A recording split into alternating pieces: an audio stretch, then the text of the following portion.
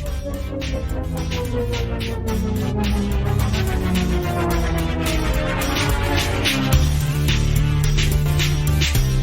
is Scott. This is Rebecca. Welcome to Hardy Party of 5.5. It's kind of like a variety show. That's right, a smile for your ears. So keep your arms and legs inside the vehicle at all times and let's see where this roller coaster takes us.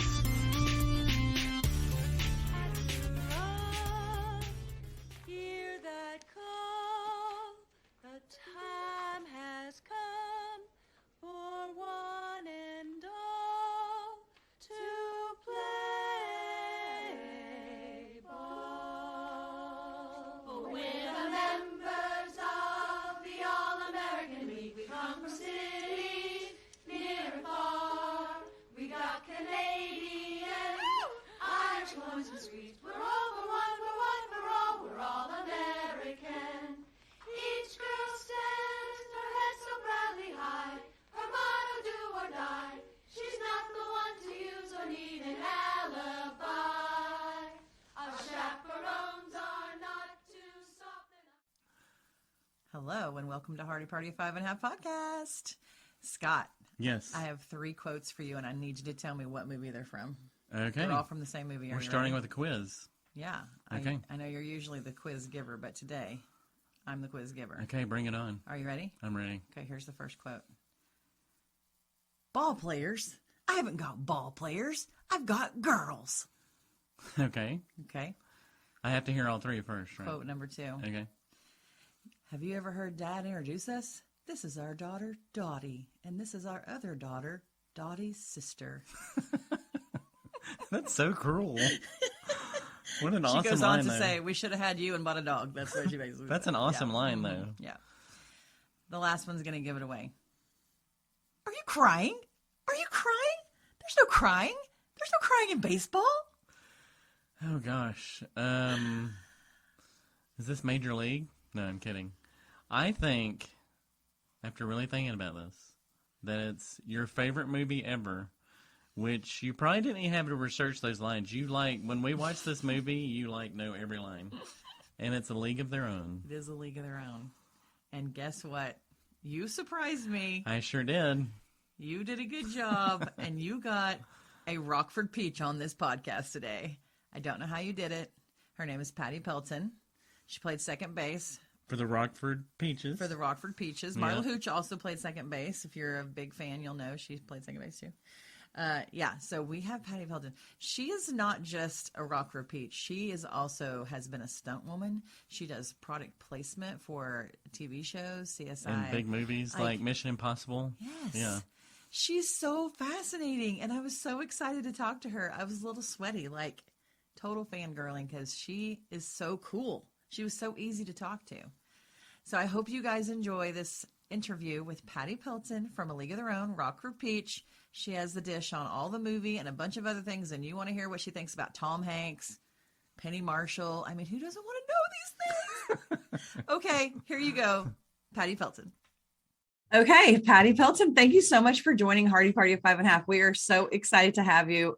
A League of Their Own is one of my favorite movies, so we just can't believe that you're even here with us. So we want to jump right in and ask you some questions. First of all, I heard the audition process took a long time, and it was because they were looking for actors and that could actually play baseball. So tell us about that audition process for you.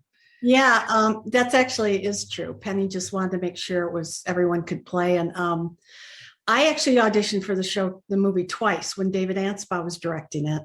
So I got in on that one, and then that fell apart. And then I had to re-audition again for Penny, or try to get in again. And they say that they weren't going to see anybody again from the first go around. Oh, So wow. So I had to pursue it all over again. And they actually came out to film me. It's really funny because we just did an interview for a book, and I'm trying to remember now how all the auditions went, because I did it twice. So yeah. But Rod Dado knew who I was. I had auditioned, played baseball. I didn't have an agent. I just kind of showed up. My friend said, "Hey, there's going to be this movie and you have to go with us. We're auditioning." So I jumped in the car with them, auditioned. They were like, "Where did you come from?" I was number 56 was the number they gave me, and that ended up being my number in the movie. And they handed me number 56. I didn't request it. So that was weird. But and then they came out and filmed us. I think there were 4 of us, and they came and filmed us playing baseball, and then went back to Penny. And then the next step was coming to the field to meet her with hundreds and hundreds of girls. But she knew who I was. She came over and said, "It's good to finally meet you." So, Oh, wow. it still wasn't a peach. I had to, audition all over again on the ball field. So To make sure you could be a So, peach. had you played baseball, or were you just athletic in general? I played I've always been an athlete, but I played since I was 4. Oh, okay. Oh, Oh, I have cool. a picture of me in my Tigers uniform that my brothers put me in. I learned on the street how to play ball. Uh-huh. And played some t-ball, and then grew up just playing baseball before I even knew what a softball was. So Oh, yeah. That's great. Yeah. That's awesome.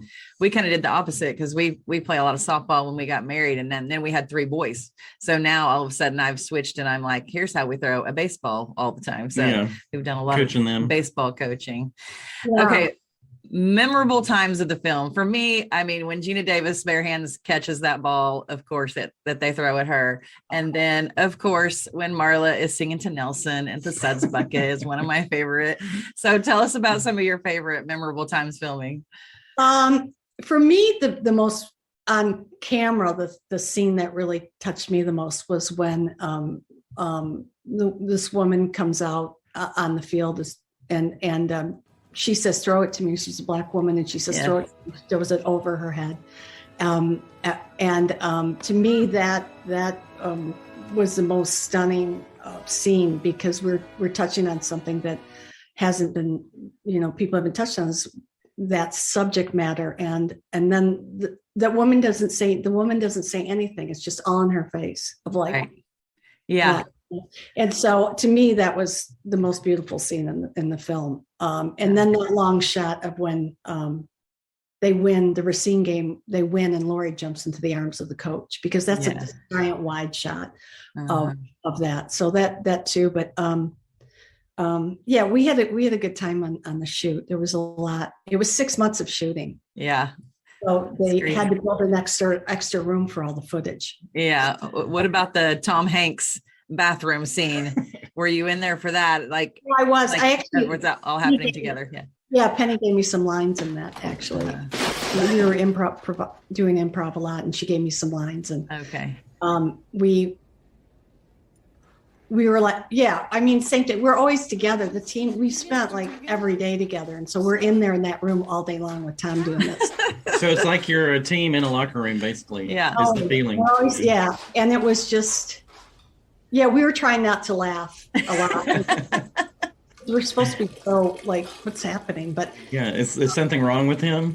and then we were playing like Ann gets up and starts looking at him over the thing, and I pull her down. I'm like, Shirley, get down from there, Yeah. Yeah, that was all day long.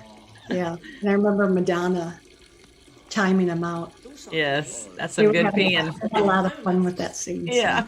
Now, I heard that, is Penny Marshall in one of the stalls, like with a hose? Is she doing the same? That's what I heard. That's one of the. I don't know. I just remember Penny being in there directing, but I don't know. I don't remember that. It's funny, because what I've noticed is when we're together as a group, which we still do a lot of appearances together, Yeah, that's everybody's a different story about what they remember, and everyone's right. we know that, and because we all had our own thing going on. What you were focused on. Yeah. So we didn't know what was going on with everybody else, but it's always fun to hear. Yeah. So it's totally possible she was doing that. Probably possible. Yeah. Well, and then there's the moment, the most famous line Yes. is "There's no crying in baseball." So what do you remember about that scene when that happened? Because nobody knew this was going to be like the greatest line in the movie, right? No.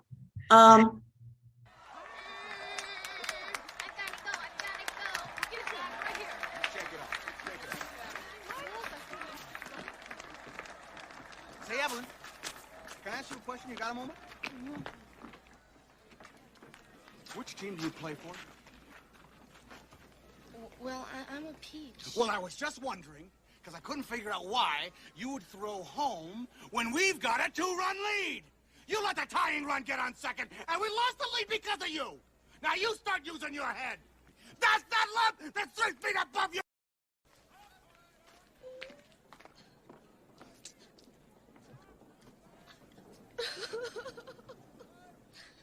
Are you crying? No. Are you crying? Are you crying? There's no crying. There's no crying in baseball. Why don't you leave her alone, Jimmy? Oh, you zip it, Doris. Rogers Hornsby was my manager, and he called me a talking pile of. And that was when my parents drove all the way down from Michigan to see me play the game. And did I cry? No. No! And you know why? No. Because there's no crying in baseball. There's no crying in baseball! No crying! What's the matter, Jimmy? What? She's crying, sir. I didn't mean to do that. Perhaps you chastise her too vehemently. Good rule of thumb. Treat each of these girls as you would treat your mother. Anyone ever tell you look like a penis with a little hat on? You're out of here! Oh, no, right no, now, no, Jimmy, you, I heard you that. Misunderstood me. And You suck it, misunderstood Jimmy. me. No, I You didn't. can't throw me I out for that. suck it, No, Jimmy. you got a strike Right now. zone. I know that was a really hard day for Biddy because she had to keep doing it over and cry over and over. Yeah. And she was great in the scene. Yeah. But and then I do think the umpire is it the umpire that comes over? He was an assistant director on the show. Penny would put ADs in and a lot of the crews in the show. He's the one that says, that kicks him out, says, get out. Got the hat on. Yeah. But I remember just thinking, how is Biddy going to do this all day long? And she did. She just kept crying. She just kept crying. And no, we didn't know that was going to be, this huge. There's a lot of things we didn't know. I mean, we were filming it. We had no idea it was going to be a hit. We had no idea. We saw the movie and then we go, wow, we hope people like it. But we had no idea that people are going to go crazy for it. So yeah. Because people that have never seen the movie know that line. Like everybody. It's literally required for anybody that's going to date one of my kids. I mean, they come in the house and like, have you seen this movie? Because that's what you have to watch before you can actually date one of my children. I mean, that is true. That is so true. Yeah. Because I think men love it so much too. That's what's amazing. I've worked on shows where I wasn't acting. I was doing something else, production or because I worked on CSI New York, and the crew guys would come in and be like, we saw you in this movie. We love it. But, and I'm like, yeah, there's an actress. They said, yeah, but I'm like, well, great that you were watching it. They go, oh, we love that movie. Well, and I'm a big history buff. And when the movie first came out and when we went to go see it, I didn't know anything about that. Like I'd never heard any of these stories. Yeah, which is shocking. Which is so cool that the movie helped people really know what the history is. Right. Well, they really, my mom went to go see them play at Wrigley Field, and I was playing baseball. My mom never mentioned it once in the entire time I was growing up, but these women never mentioned it. And if they did to their families, they didn't know what they were talking about. They would be like, what? Oh, okay. And then when the movie came out, their kids were looking at them differently. Like, oh my gosh, I mean, you played in this league. So it was really something that not a lot of people, not a lot of the women talked about.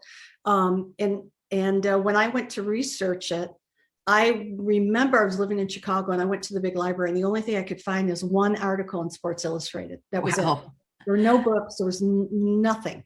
Yeah. So I had to actually I called Sophie Curry at home. I tracked her down because she's from Flint.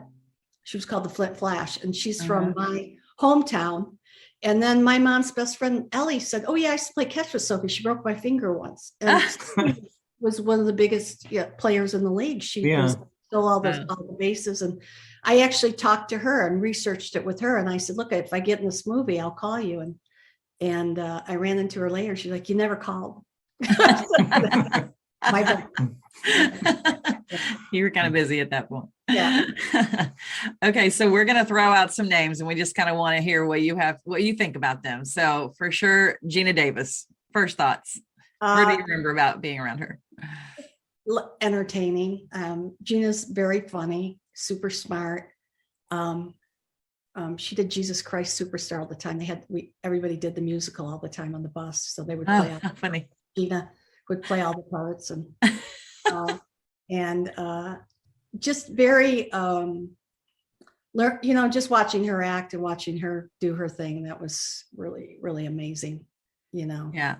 She And comes across as a little in the movie. Comes across as a little more controlled and reserved, but you're saying she's not like that. she's very funny and very playful. And I remember Ann Cusack and we decided we were gonna toilet paper her trailer, and so we went in and toilet papered it, and then we put a sign up in there that said, "Be afraid, be very afraid," because that was a line from the flop. And we're like, oh, ha, ha, ha. We go back to our trailers. Well, I guess Geena, set up this whole thing where she was going to retire. She was super angry and that we were close to getting fired. Oh, no. Got us at the trailer and said, Geena needs to talk to you. You guys are in serious trouble. We were like, what? We were like, this thing. And then when we got there, like, ha, ha, ha. She opens the door. She was like, yeah, it's fine. So, That's funny. Gosh.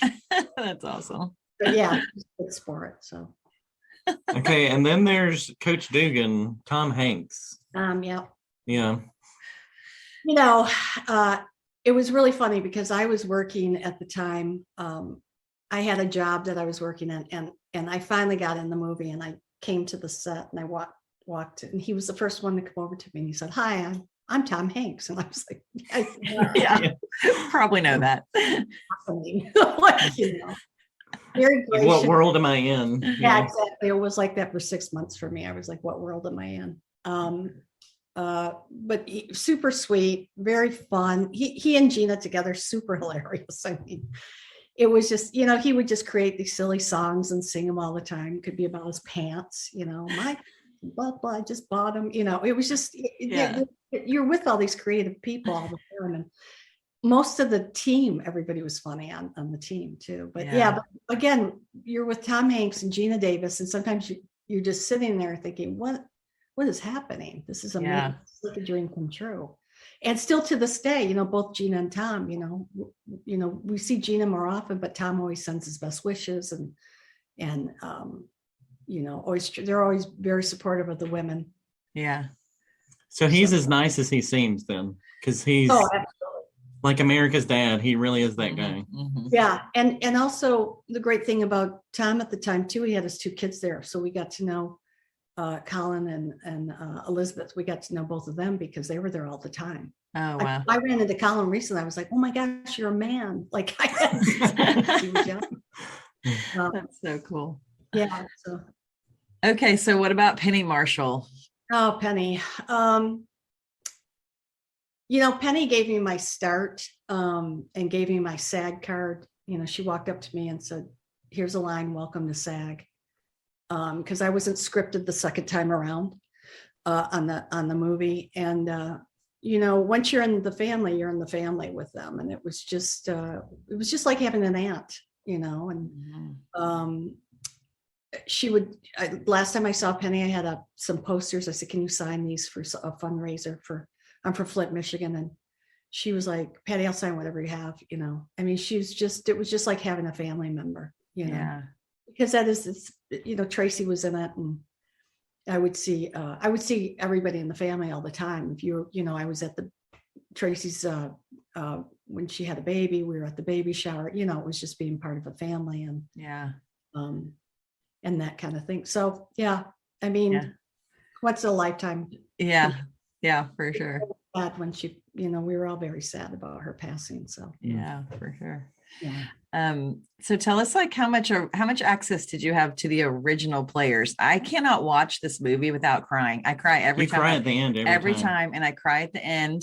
From the time they walk into the museum till the credits are rolling and the women are playing baseball at the end, I cry all the way through it every time, no matter how many hundred times. So how much access did you have to the original players? Well, during the filming, there was Pepper Pear Davis, who, again, we became very close to Pepper. When she passed away, we were at her funeral. Pepper was on board just so that to make sure that we were following, everything, and not screaming like modern things, like, like dirt in the skirt, not like, hey dude, whatever, Yeah, right. Yeah. A lot of that stuff. And so we were close to Pepper. And then I didn't until later have access to. I don't know about the other girls. I came on after the Suds Bucket scene is when I joined. I think my first scene was the church scene. And I hadn't had exposure except for Pepper, but Pepper was there all the time telling us stuff. So, and then as the years went by after, I've been with them so many times. I went to Cooperstown with the ladies, and I've known them all, and I've seen a lot of them pass away, and still am very close to Maybelle and Mary Moore and Janine Lesko. There's like 5 or 6 women that I call all the time to check in with. Yeah. But that was my next question. I was going to ask about some of those relationships with, you said, I think Sue was one of them too. Sue Parson. I do talk to Sue occasionally as well. Yeah. Yeah. And what was the other one that you just said? Maybelle? Yeah. And so you do still all the time. You keep up with them. Now she's a character, right? Like I looked at some of her social media and she's like, and she's 95, right? What's that? She's 95, right? She's hilarious. She's busy all the time. The whole time I'm visiting her, and during COVID, it was hard because, we would go outside on the patio and distance, do a distancing thing, but just so they could have it, she could have some activity. But I've been seeing Maybelle for years and years, and I call her all the time. We have conversations and check in with her, and do a lot of events with Maybelle as well. So, and she's a character. Yeah. I mean, she's busy the whole time you're there. She's answering the phone constantly.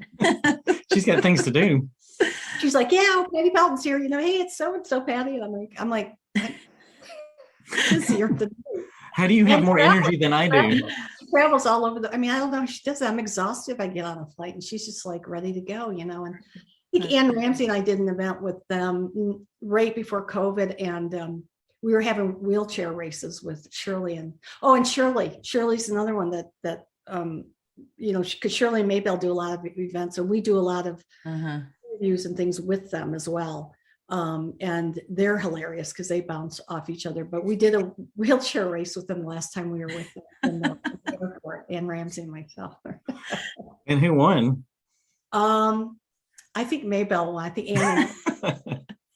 She took you out. Oh, it's really funny because Shirley never says much, but when she says something, it's hilarious. Yeah. That's funny. Okay. I just had a thought. Like during the filming, y'all played real baseball. Like y'all played serious baseball.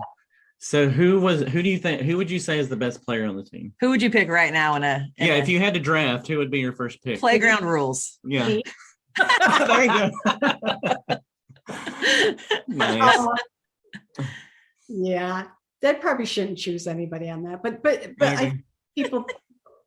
I played a lot as a kid. Baseball, so the only reason I'm teasing about that is because when I got hired, Penny thought I was a baseball player, not an actor, and so I said, okay. I So was an actress in Chicago, but no, I love the girls. Were all of them. They all played well. They all had some softball experience, and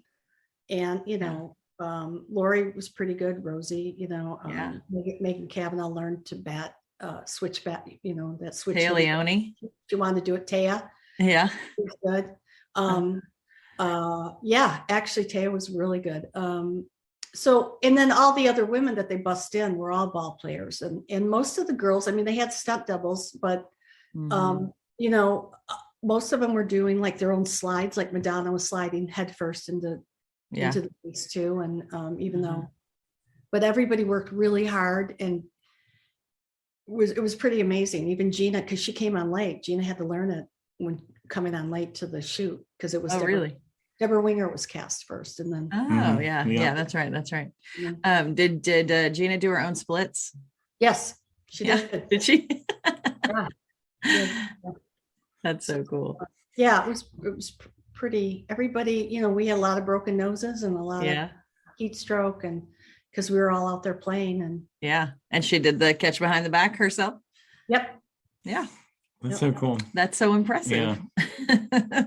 Okay. What kind of reactions do you get from like women and girls? They come up to you and what kind of reactions do you get from that? I'm totally fangirling over here all the way in Texas. Well, to be honest, I think the real stars are the women. When you're with the Mm. older women, they really get, which is fantastic. It should be that way. And we have little girls too coming up to us, but I love that the little girls mostly go to the older women to see Yeah. original players.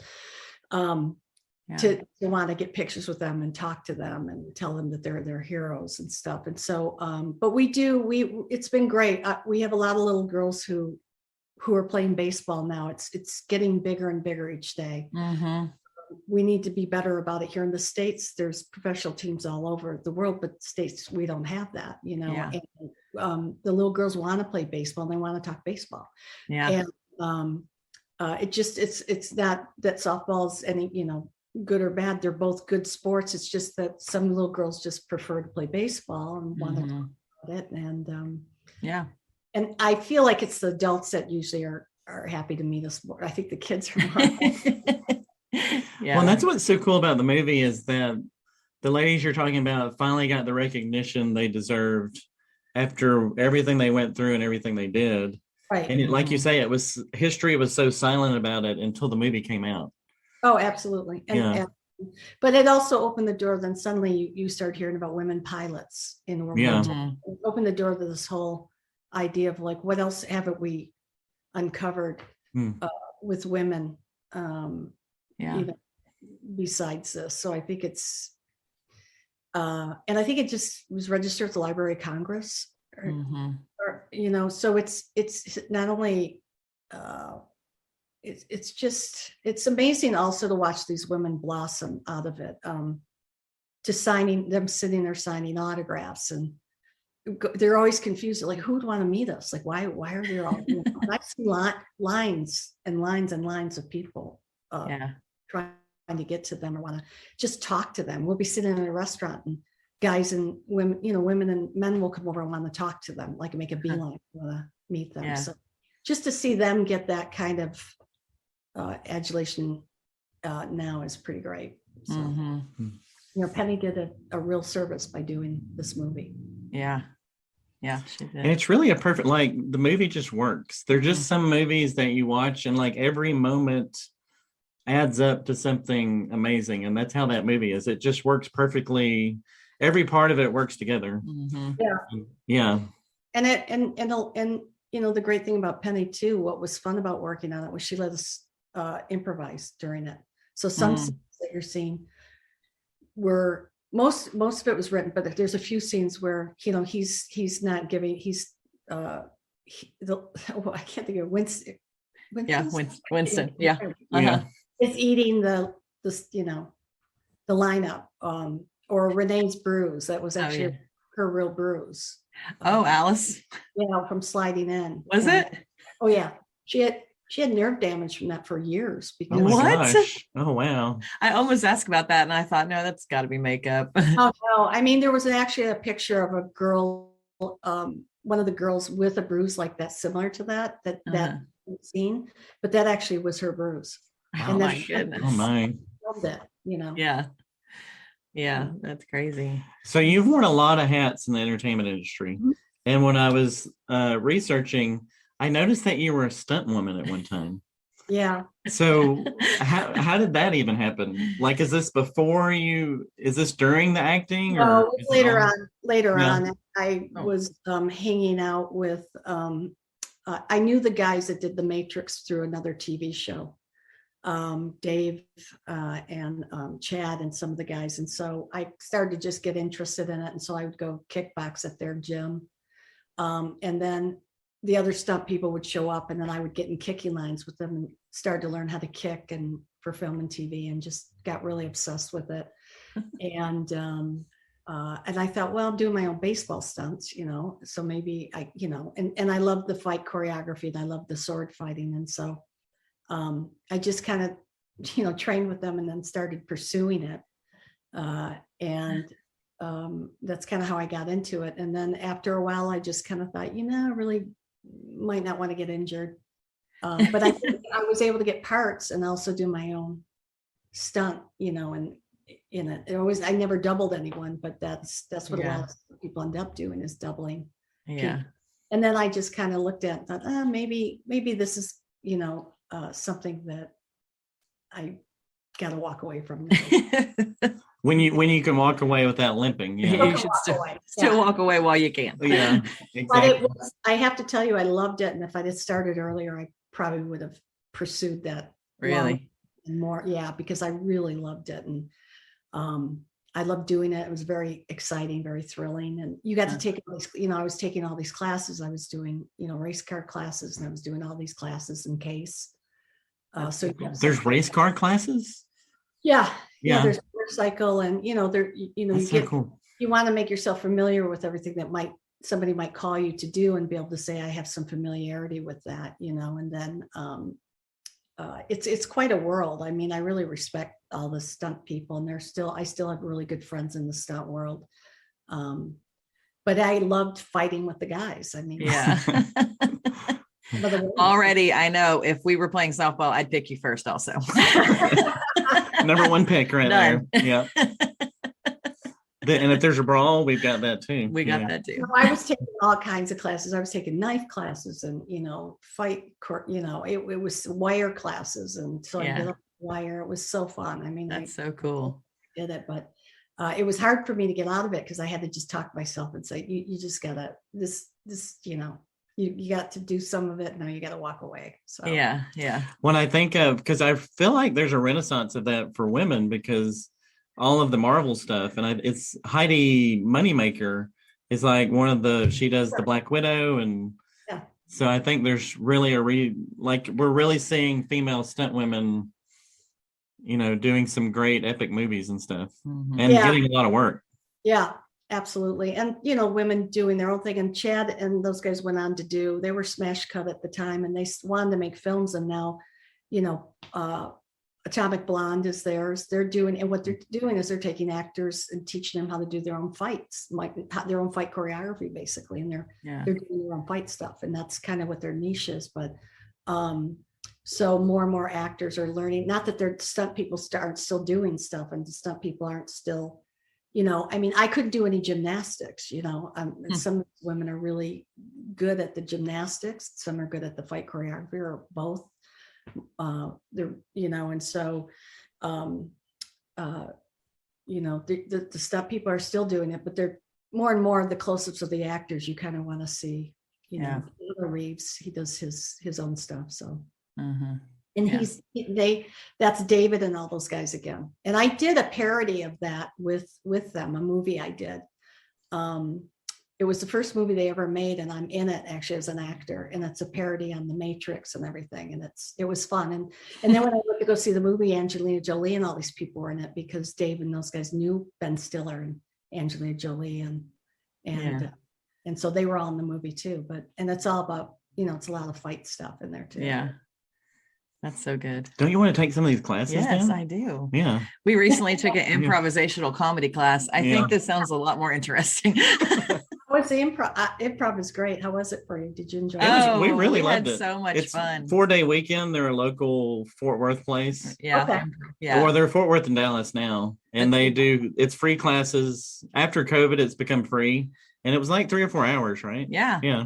And you're just with a group of, 20 people that have just signed up. And so it's, there's a comfort there in not knowing anybody, and you can, they're asking you to do some of the silliest, crazy stuff, and you just go do it. But they do have some other classes too, like on character development, or one on musical improv. And I want to take all of them, but then I want to take some stunt double classes. Yeah, that's what I want to do. I'm transitioning into stunt work now. Oh, okay. Yeah. sword fighting classes too? Yes. Yeah. I'm going to go up your life insurance policy. Yeah, you better. And insurance too. Yeah. We're going to need better insurance. Okay, so currently I'm like a big movie buff. So when I saw that what you do now is just totally fascinating to me, and you've got to explain what this is. You're a product placement specialist, and you put products into movies, and just explain to us what that is. It's just it seems fascinating. I started out at CSI New York doing it. I was literally transitioning out of the stunts, thinking, what am I going to do besides acting that I could make a living? And I was producing some of my own stuff, and somebody who worked on the show said, you should come over. They need a product placement person. I had no idea what it was. And I was like, I don't know what that is. I can't do that. And I interviewed and I ended up getting the job. And basically, and it was something I had no idea what I was doing. I had to learn on the job. And I ended up being there for 8 years doing it. And then, becoming an associate producer on it, and then doing movies in between so I could keep on the hiatuses, keep money coming in. But my gig's a little bit different. There are PR agencies that have clients, like, could be a car company, and that's product placement. And then there are people who do money integration deals, which is money that they pay for a spot in the show. And that's done through the studios usually with marketing. And then there's product placement, which is what I do besides sometimes the integration deals. But what I did on CSI New York is I basically had to do anything that was scripted. That was like anything that was a CSI scripted, like a lab or a DNA machine, or, in all the labs you see, that's all product placement on. And I was an in-house, and that doesn't exist. It only existed on the CSIs. And so I learned to do it there. And I would make suggestions, like, maybe you guys could use this. Have you seen this machine? It's really cool. And then they would integrate it into the show. And so basically when you saw them, looking through the microscope, or you saw them using the DNA machine, or you saw it on camera and the video playback has to show you, oh, here's the tumor or whatever. That stuff all has to be cleared, and we get it for free, and then I would return it after, or we'd keep it on the set as long as we could. Yeah. And so I just continued to do that film and television. I did on Extent. I was on that for 2 seasons, and I did all the robots on that. That was a Halle Berry show. And I did all the product placement. It's not just the water, people go, oh, you put water in, and I go, no, I do a lot more than that, It's like, there's a lot of working parts and a lot of people so I work with pretty much everybody on the show, trying to cut their budget so they don't have to go rent equipment, or they don't have to make it or buy it. So they would have the made. And there's like prop houses too, right? That you can go. Yeah. If they can't get it from me, then they go to the prop houses and get it. But it's preferable that I can get it and get it shipped in time and get all the paperwork and everything cleared in time in order to use it on the show. And sometimes get technicians to come in and show the actor how to use the equipment. It's a made up kind of thing that I just kept doing. So my most recent show is Inventing Anna on Netflix. I was lucky enough to get to work on that show, and that was fun, working on a rhyme show for the first time and a Netflix show for the first time. And didn't you do one of the Mission Impossible movies? That's like I did it when I was at Paramount. I was director of development at Paramount Studios, and I did one of the Mission Impossibles. Yeah. So cool. I'm just trying to understand, like, to help people understand what that is. Like, I think of ET with the Reese's Pieces. That's one of the first. Would that be considered a product placement? Like the trail that they made, and they probably made a deal with Reese's to use that. And I'm not sure exactly. I remember hearing about them. Not exactly sure if Reese's just let them use it or if they made a money deal. I don't remember how that kind of went, but that's an example of a. So it went crazy, like their stock and everything. People. Oh yeah, definitely. So are you in? How do they bring you the script and you see what's in it, or do they come specifically with things they need? Both. Yeah. Yeah. Both. Just depending on. Yeah. Yeah, and then sometimes they'll say this is what we're trying to achieve, and I'll make some suggestions. At the end of the day, it's their vision of what their set decorator's doing or what the props guy wants, or it's their vision, and I just try to accommodate it and resource and make suggestions that maybe they didn't know you could product place medical equipment. I did New Amsterdam also, and so I did the medical equipment on that. Yeah. So how do you find the medical equipment? Like, I need this X-ray machine. How do you go about? What? Yeah. What'd you say? That's a secret. Oh, top secret. Oh, we got into the secret sauce here. It's amazing that you can I beg people. Yeah. There's just not a lot of people I could call for a DNA machine right Yeah, now. or, You know, yeah. I mean, No, I mean, I've been doing it for a long time, so people. you got know, your sources. I have, yeah, and You've I, networked so much now that yeah, but also you know, I'm not afraid to get on the phone and, Yeah. you know, Yeah. Throw your Basically. weight around. not, no. But, you know, just beg, you know, no. Yeah. But get on the phone and chat to people and talk to them and Yeah. and I like to treat people like I'd like to be treated. So as long as you're good on your word and you know, Mhm. the client's trying to achieve something, you're trying to, people on the set are the studio, the marketing department, everybody's trying to achieve something. So you just Sure. like to make sure everybody's getting Right. you know, informed and know what's going on and everything Yeah. goes smoothly. Mhm. So, Yeah. And you're building a reputation too of being trustworthy and oh, yeah, yeah. it gets around pretty quickly if you're not Really. good on If your you don't return that DNA machine, people probably know. Yeah, that's a small circle there. All the DNA people know each other, so.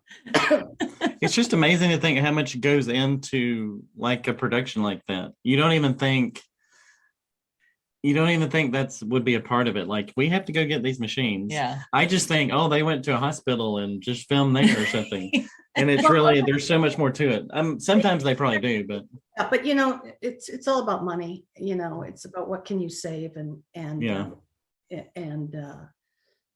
Yeah, so basically, yeah, that's it.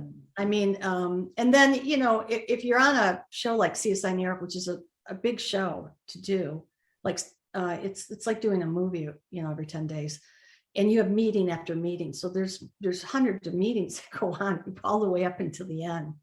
You know, we would have octopus meetings, you know, it's like, because we had octopus on the show, so we had to have a meeting about the octopus and you know. Did you get the octopus? I mean, were you in charge of that? I did not get the octopus. Oh, the local aquarium. We're there and they made it back safely. Yeah, no, they have to get a, you know, an octopus guy to come in and work with the octopus. Of course so they crazy. do. There's a wrangler you got to go get, you know. So. Yeah. What's the Okay. craziest thing that they've asked you to acquire? Can you think of something that's like, how am I going to get this? That Is has this, pretty. is this a PG question? Huh? Is this a PG Well, I mean, question? like, what's something that seemed like, how am I going to get this?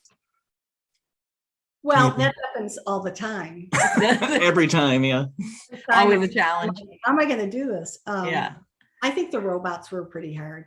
Yeah. Yeah, and that was a Spielberg show, so that was that, you know, you can't believe there's actually a robot cop out there. You know, they're a robot cop, and I'm like, okay, and I found him. Where is he? But I'd never done that before, so that was really took a Yeah. lot of finding and research and technicians and people willing to come down and bring the robot. And then are we going to do the robot live, or is he going to be operating, and what if he breaks down during it? You know, you have to work out all that.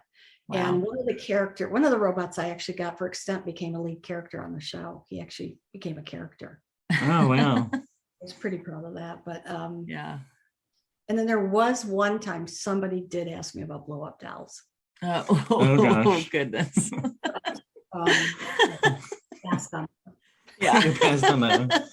So you obviously love the entertainment industry. I mean, it's been your whole adult life. So what is it about entertainment, making movies and TV that keeps you going and wanting to do it?